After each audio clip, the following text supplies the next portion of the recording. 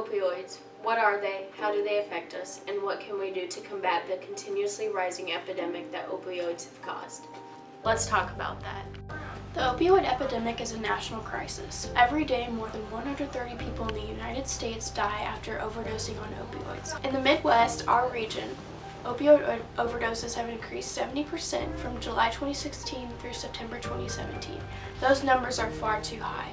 So what can we do to decrease these statistics, prevent deaths, and stop opioid abuse?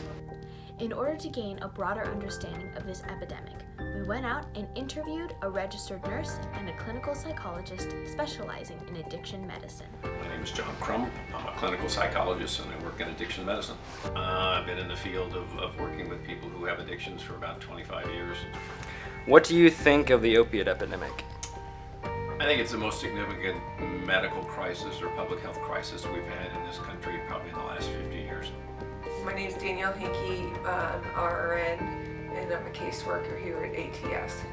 I think it's much more prevalent than people think that it is. Opioids can be prescribed legal pain relievers such as Oxycodone, Hydrocodone, also known as Vicodin, Codeine, Morphine, and many others. However, opioids can also include the illegal drug heroin and synthetic opioids such as fentanyl. Opioids can become highly addictive, and an opioid addiction can lead to a deadly overdose.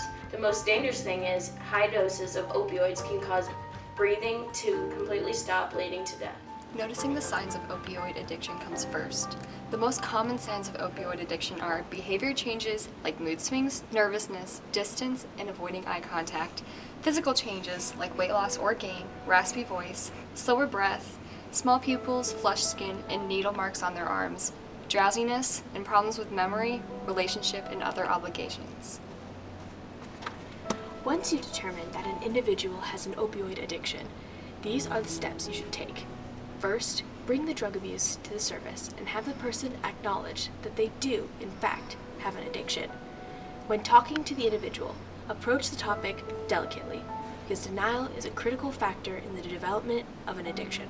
Do everything you can to ensure that your loved one knows that you're not angry with them and that you are in a position to help. There are two forms of treatment to combat an opioid addiction: abstinence-based and medication-assisted. In an abstinence-based program, the patient navigates a program through counseling with a focus on complete abstinence from substances of any kind. In a medication-assisted treatment plan, patients receive one of 3 medications designed to reduce cravings for opioids while participating in counseling. The difference that they are from day one to when they want to come out of here, it is amazing. When an individual is recovering from an opiate addiction, remember to discuss their needs, keep in close contact, and encourage healthy choices. Stay in connection with the person. A network of positive influences greatly increases the chances of staying sober. There are also many resources available to assist with an addiction recovery. The Substance Abuse and Mental Health Services Administration operate a hotline for both individuals and family members coping with addiction. The most important thing for you to do is to be with the person through this journey to a better life. Let's tackle this national crisis together and End this epidemic.